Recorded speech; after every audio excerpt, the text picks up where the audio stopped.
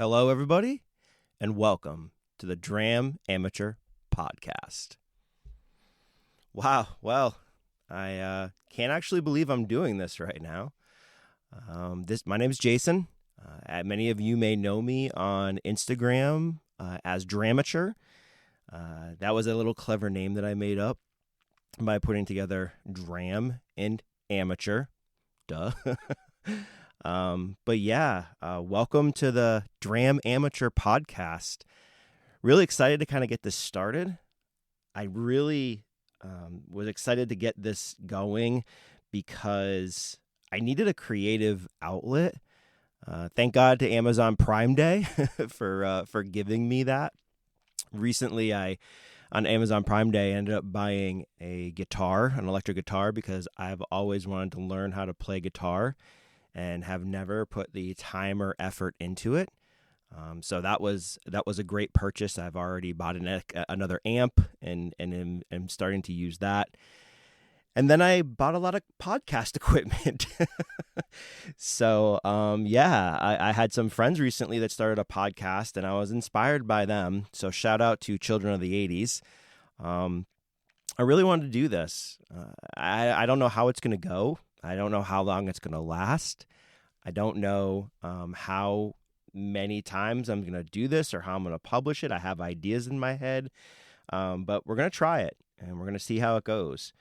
Right now, I think I'm even going to go without like an intro with intro music, because I've spent countless hours already trying to find intro music that I like, and it's it's impossible. There's a lot that's out there.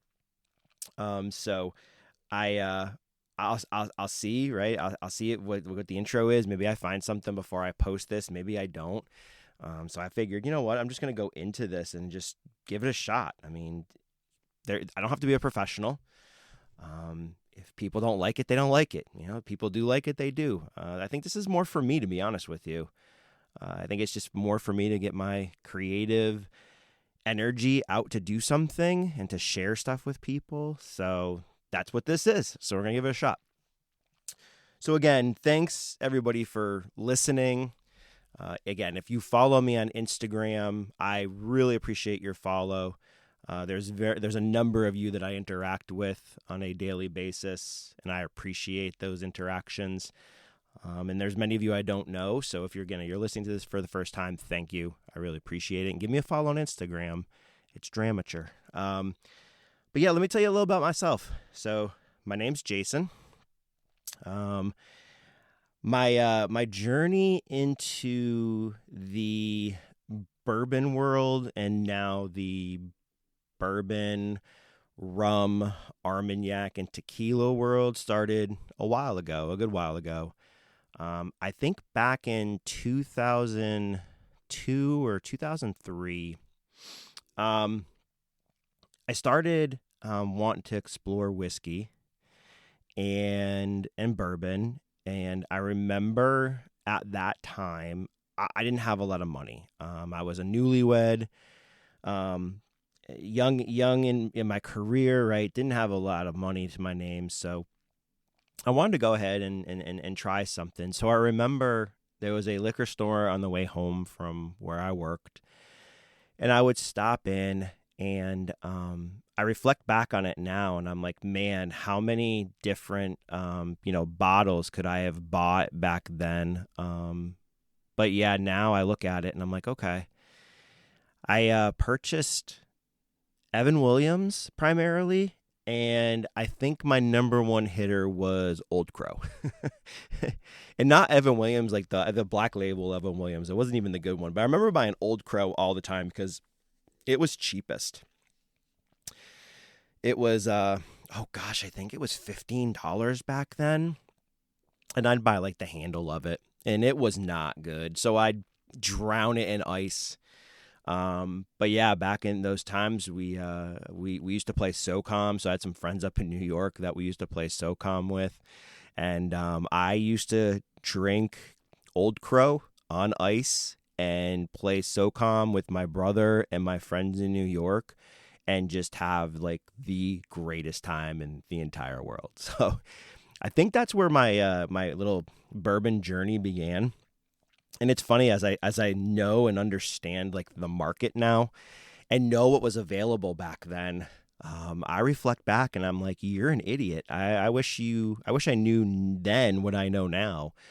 I certainly would have stocked up on some wild turkey.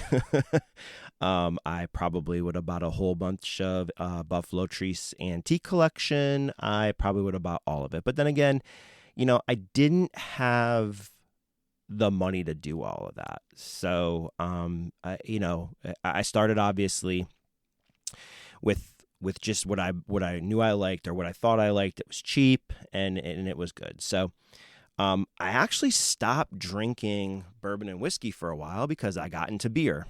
So there was a gosh, what do they used to call them? The growlers. That's what it was. So there was a growler place down the street from where I lived that opened up, and I loved beer at the time. Still love beer now, but loved beer at the time, and just don't drink beer that much anymore. We'll get into that maybe later. But anyway, so I used to go to the growler store and I used to get growlers. So my journey outside of bourbon and whiskey stopped for a while. Then I remember getting back into it. I want to say like 2009 or so. I don't remember exactly, but when I got back into it, I ended up buying a bottle of Eagle Rare. Right? The quintessential, whatever the word is, it's too long in the day. But anyways, I ended up buying a bottle of Eagle Rare, and Eagle Rare was my absolute favorite thing in the entire world. Couldn't get enough of it. I don't honestly even think I explored anything else at that time. I'm trying to think if I did, and I don't think I did. So anyway. So yeah, bought Eagle Rare, loved Eagle Rare. And then again, something happened in life, and I don't recall what it is, but something happened in life, and again, I got away from it.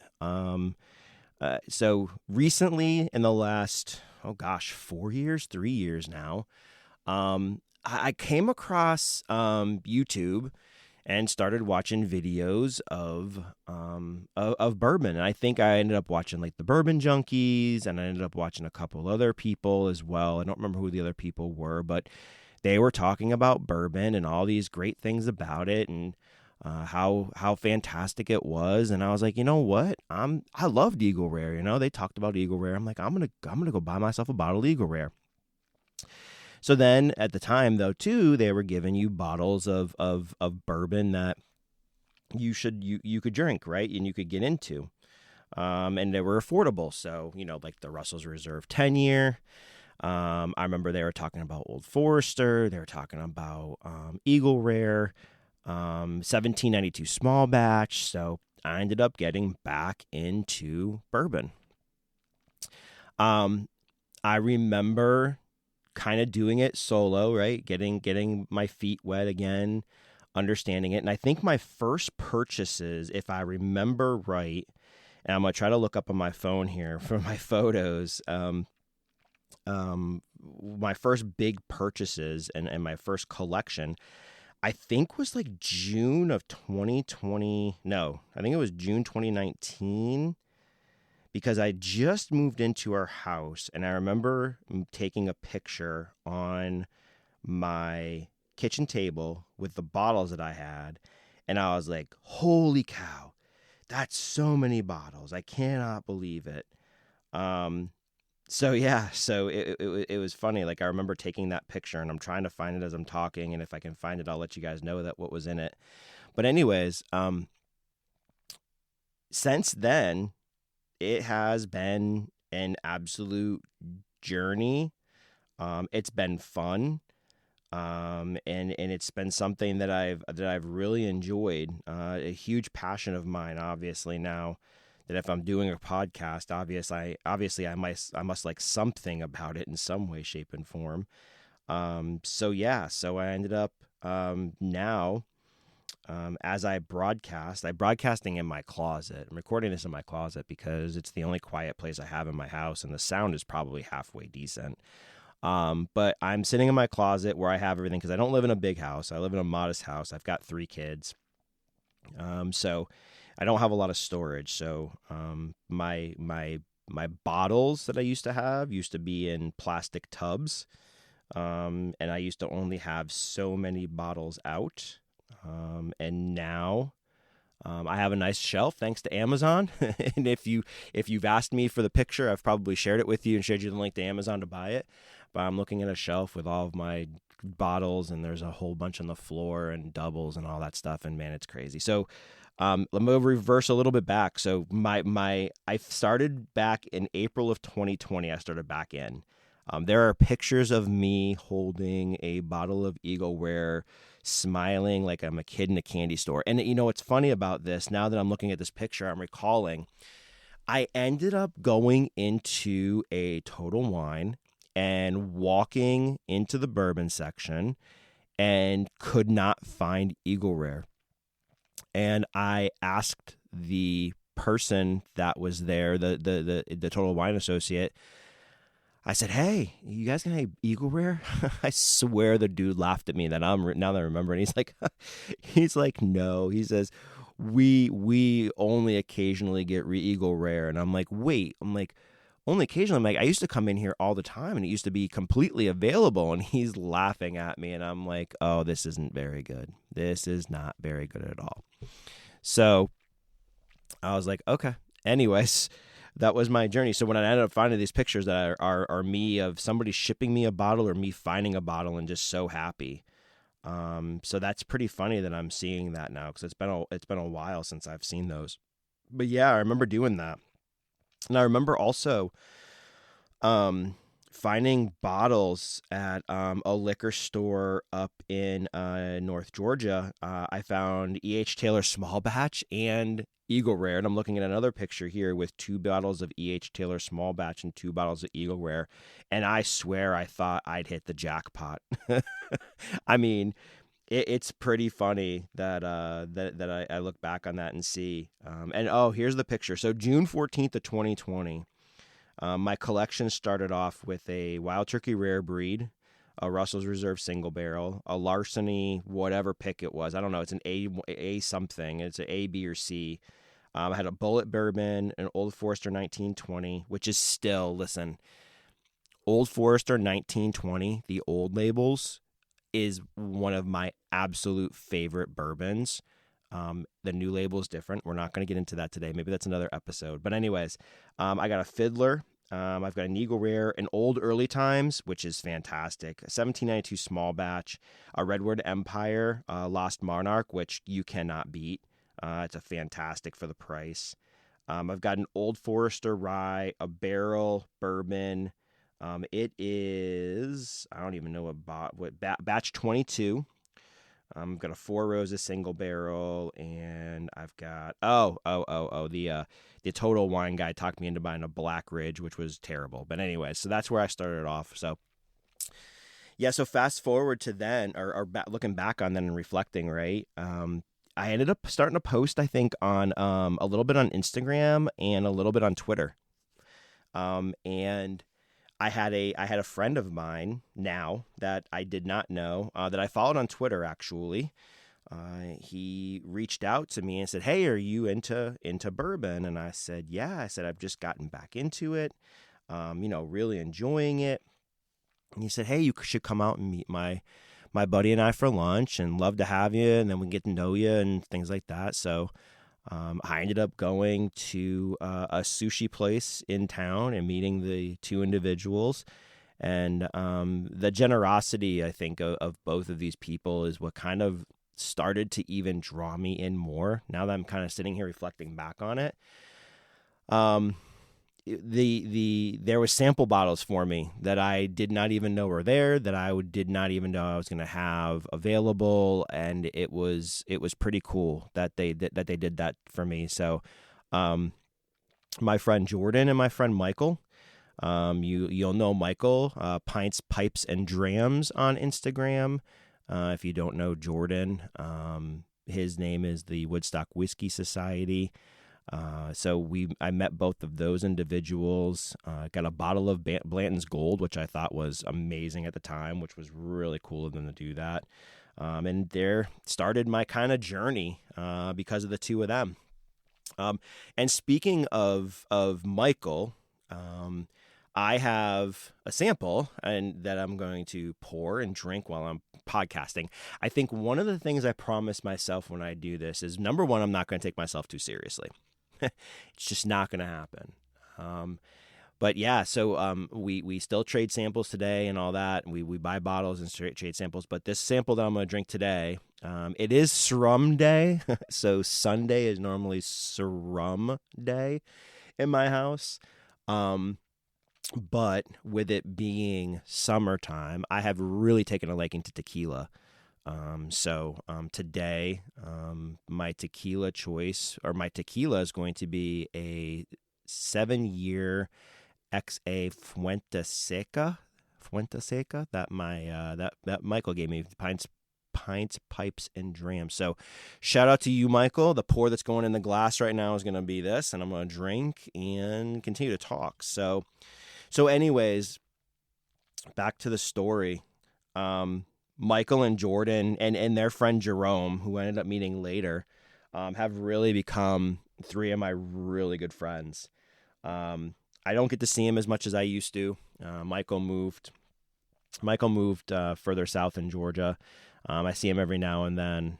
Jerome lives over in South Carolina, and Jordan lives up in North Georgia. But Jordan's going to move a little closer, so I might see him a little bit more. But we all have our separate lives. We're all busy. We all have families, or other friends or girlfriends. So it's difficult to get together. I think the one thing that I do appreciate with them is I learned this whole sense of community from them. I remember going over Jordan's house when I first met them and drinking like Eagle Rare 17 and drinking like Ardbeg and having all these different pours. I did all the Weller lineup, I think. I did the Special Reserve and the Antique 107 and the Weller 12. I think I did a CYPB from Michael at one time. So like it's really cool that I've got to try a lot of things that I would probably never have tried in my life without the two of them. And it's fun because we get to return the favor to each other. So even though Jerome doesn't live close, right? We can't normally like ship sample bottles back and forth to each other. But what we'll do is I've gotten a few boxes put together and shipped them out to Jerome with like 30 samples in it. So it's kind of fun to watch him open a box with 30 samples in it. We'll jump on video together and share the look on his face when he cracks open the box and there's 30 samples. He's like, geez, this is crazy. So it's really fun, right? I mean, that's what I think I like about this community, is the friendship, the camaraderie, the sharing. At this point now, to anybody that walks into my house, I don't care if a bottle's open or not. I'll open it. I'll share it with you. I'm actually disappointed that I don't have more neighbors that came over more frequently and drank more and hung out more. I had a next door neighbor that moved, and unfortunately, I see them every week, but they're just not next door anymore. They're just to pop over and have a drink every single night. So it's definitely something that I appreciate with them, and it's something that I can't tell them thank you enough for first of all getting me, introducing themselves to me and getting me into this. But again, also being the kind of people that I want to create a community around, right? I think it's really cool that they have been the way that they are, and continue to be that way.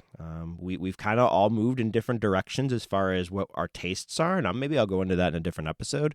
But it's still really fun to share. So that's kind of brings us up to today, right? So and then, well, not today yet, but let me go back a little bit. So then I started to think that, I started to follow people on Instagram and see that Instagram had this following, and I sat there for, I can't even tell you how long, to be honest with you, trying to think of a name.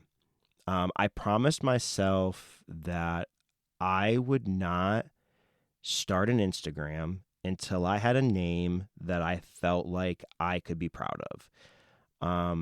Because I wanted kind of like a brand, something to stand behind, right? I didn't want to just be me. I wanted to represent that kind of brand or whatever. So anyways, it was really cool. I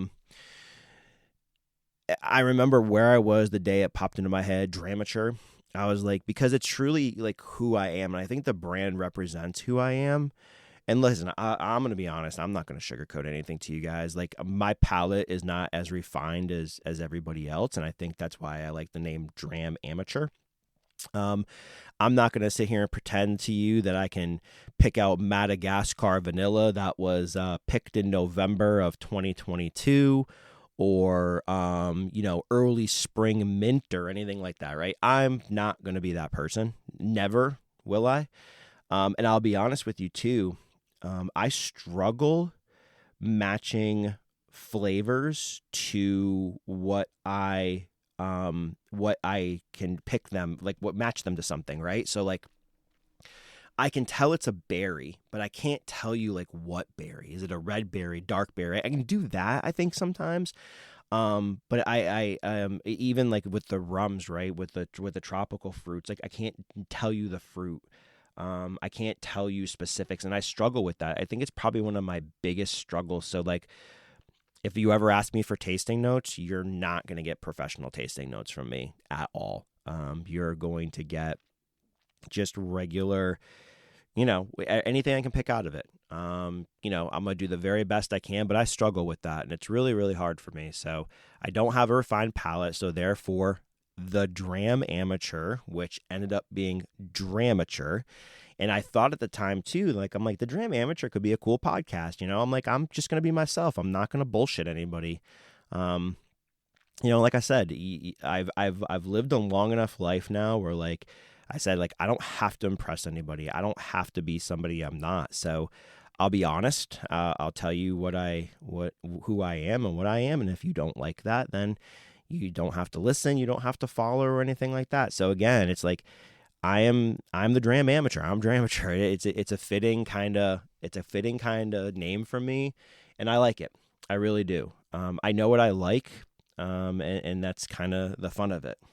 So as I'm sitting here, I haven't even taken a drink of this Fuente Seca 7-year tequila. Wicked brown. I'm drinking out of an aged Noir glass. Gosh, I love my aged Noir glasses. I love them so much. I ended up buying Michael, Jordan, and Jerome one as well as like gifts and have them shipped to them because they're fantastic. I love these things. But it's tequila. It's brown. It's got a good nose to it as well. It's pretty good. Let me take a sip really quick and see.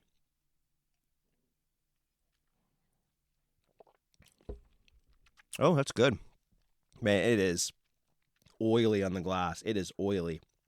Oily. That's crazy. That's some good stuff. Thank you, Pints, Pipes, and Drams for that sample. It's really good. But anyways, back to kind of now.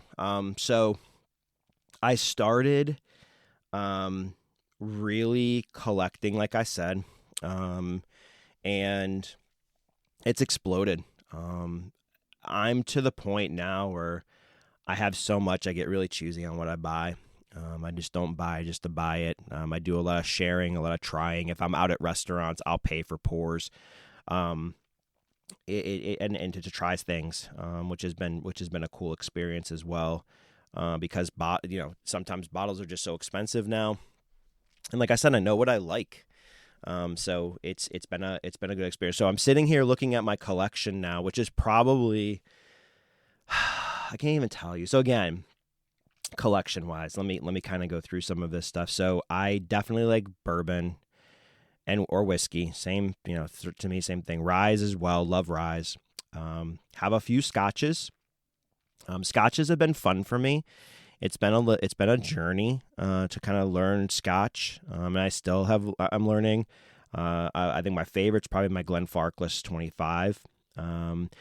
Ardbeg's been good as well. I like the peaty stuff a little bit, not as much as I thought I did. My palate, I think, has changed a little bit. Jordan's a big Scotch guy, and Jordan loves Cavalon. And I have to admit, the Cavalons that I've had are fantastic. They are absolutely fantastic pours. So those are really good. Next on the list, second most I've got, or not second most, but next thing is Armagnacs. I really kind of fell into the Armagnac hole for a little bit, and I've learned now I like the higher proof Armagnacs. I've got a Armagnac from 1973. That was distilled in 1973. I've got one from 1966, one from 1965. I've also got some of the La Encantadas, the Tattoo Series ones as well. I got one of the XOs as well. So they're great. I really enjoy them. Definitely something that I like the higher proof of. The 80 proofs are okay, or the lower proof ones are okay. I tend to lean through the higher proof ones. So those are fun. But yeah, Armagnac's something really different for me. Lots of grape berries, dark chocolates, stuff like that. So those are really good. Tequila. So yeah, big tequila guy now. So really, really, really enjoying tequila. I started in tequila on the Jose Cuervo de la Familia special release bottles, the ones in the boxes. They're extra añejos, if I'm not mistaken. They're pretty good. I tried one at a bar in Syracuse. As I was talking to the bartender, I told her, I said, give me something different, something I haven't tried, and she had me try it, and holy crap, I was blown away. So I ended up buying a couple. I bought two of the same years, and I bought a new one. But then I started going down the rabbit hole a little bit more and exploring. So I have some Fortalezas. I've got the Blanco, the Reposado. I have a Still Strength Blanco. I have Cascanes, which I think is one of the most stellar products I've ever drank in my entire life. The añejo is just unbelievable. My father-in-law was over last night and was enjoying the añejo. It's pretty fun to see that. And then my friend ended up getting into it as well. So I play cornhole with two friends on Monday nights, Alan and Troy. Shout out to them. And Troy ended up getting into tequila. So Troy ended up even kind of fueling my tequila passion a little bit more, and started to kind of talk to me about what Blancos were, Reposados, Añejos, extra Añejos. And it was really cool. I actually learned a lot through Troy. And I got to try a lot of things from Troy, and Troy's like feedback even saying, like I didn't know there was additive free tequila. I didn't even know there was additives in tequila. So Troy had like done his research and started to buy some things. And he's like, no, this is not good. This is not tequila. Yes, this is good. And through using like Tequila Matchmaker, for example, we kept exploring bottles. So shout out to Troy for really kind of getting me into the tequila stuff too. I still think Troy is definitely the guy who tries the most and lets me know on things. But I've had some fantastic Blancos. The Primo, I think it's the 1816 is great. The Lalo is really good. Everything from Tequila Ocho is top notch. Shout out to my favorite bartender, Allie, for introducing us to Tequila Ocho. We actually had a tequila dinner with Tequila Ocho, and my God, it was really good. We had one with Don Fulano as well, and the Don Fulanos are fantastic as well. I don't have a bottle of Don Fulano. I've got a couple bottles of the Tequila Ocho. But yeah, man, it's been great. Great little journey to get into, something new to try, especially summertime when it's so hot here in Georgia. You're talking 90 degrees with humidity. I need something a little different. So Ranch Waters, shout out to Gabe. Ranch Waters have been fantastic. Love my Ranch Waters with some good Blanco in it. And your Blanco does make a difference in a Ranch Water. I will tell you right now, I repeat, your Blanco does make a difference in your Ranch Water. Take that down as a note. Hot summer days, literally just Blanco over a ball of ice, like a big ball of ice, is fantastic. And then, like I said, really enjoying the other ones as well, the Fortalezas and Cascanes and all of those kind of things. So yeah, it's been really cool. My other favorite, so as we keep going here, my other favorite's rum. Man, You want to talk about falling hard into something? It's funny because when Michael, Jordan, and myself first started like getting together and doing this stuff, everybody liked this. I wouldn't say like the same things, but we all started branching out. Jordan branched out to Scotch a lot, which is cool because then I got to drink a lot of really good Scotch. Michael branched out to like Irish, which was cool because Michael buys some insane bottles of Irish, and it's been really fun to drink lots of different Irish whiskeys. And then I branched out to rum. So I have had an absolute blast exploring rum. My first bottles of rum were a Ron Zacapa 21, which I quickly found out was dosed, and I was like, absolutely not. It's too sweet for me. I can't do it. But I found a bottle of Foursquare 2009 and a Total Wine on the shelf, and I bought the Ron Zacapa, a Diplomatico, and the Foursquare 2009. And do you want to talk about a complete world of difference between all three bottles? It's unreal. The Diplomatico and the Ron Zacapa are dosed, so with the same thing with tequila, rum can be dosed, and I'm definitely not a dosed rum guy. Absolutely not. It's got to be all natural, no additives.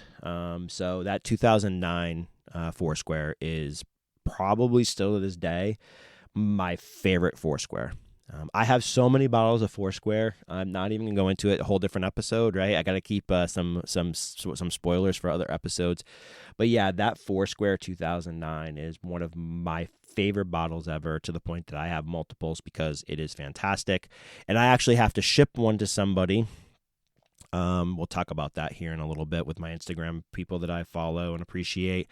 But shout out to one of my Instagrammers that knows that they're getting a bottle of 2009 soon, because I told them I'd send them one. So, but yeah, as I'm looking at my shelf here, fell in love with Hamptons. Man, I am the biggest Hampton fan in one of the biggest Hampton fans in the world. I can't say I'm the biggest. I'm sure there's somebody bigger than me. But man, it's good. It's really, really good. Favorite's got to be the Great House 2020. Every time I find a Great House 2020, I buy one. They are fantastic. I have a couple bottles of Pagos, which was supposed to come last year to the U.S., but I never saw it drop. So I ended up buying some internationally, and luckily I have some. So that is rum finished in ex sherry casks, and man, it's delicious. It's fantastic. Big Worthy Park guy. Love Worthy Park. Worthy Park 12 is probably my favorite. Big Appleton Estate guy. I finally found a bottle of the Appleton Estate 21 a couple years ago, and have had now the luxury of finding a couple of those. So those are fantastic. On a recent trip to Florida, I found the Hearts collection, the 1999 and the 1995, and there were 2 bottles of each on the shelf, and I bought both, and they are absolutely outstanding. So they're fantastic as well. Then a couple small independent like bottling companies, because what happens with rum is they'll buy casks. People, these companies will buy casks and age them continentally, so they won't be aged in the tropics. But like Royal Cane, have a few bottles of Royal Cane as well, which is great. Have a couple bottles of the Colors of Rum also, which is fantastic. Great stuff. I find a lot of that stuff internationally and purchase it there, but it's been great. So also something that I love. And now to bourbon. Man, I there's a lot of bourbon on this shelf. Definitely more than rum. Rum's second, tequila's probably third, Armagnac's fourth, and then Scotch is probably fifth. But man, talk about bourbon. I can be honest with you. I really have gotten my palate to where I want it. Like, I know what I like. And at this point, I just don't buy stuff to buy it. I'm very select. I'm very choosy. So I have quite a few bottles. Big Wild Turkey guy. I've had the luxury of buying a couple wild turkeys and trying some of the older wild turkeys as well, which has been fantastic and great to be able to do that. Trying to look through my shelf here. What else do I really, really, really, really like?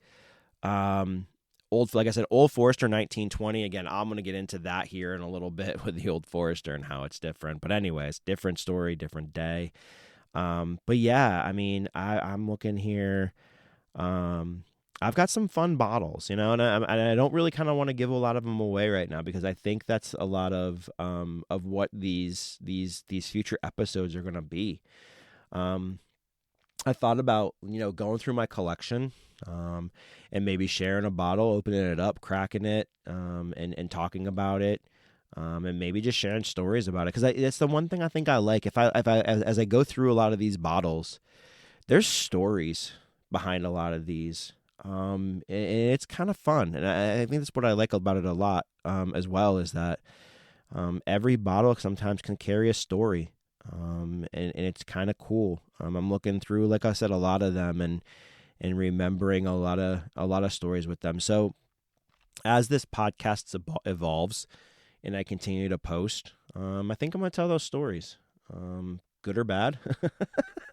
But I think it's fun, right? Not just of bourbon and whiskey, but of rums and tequilas, right? And just everyday life.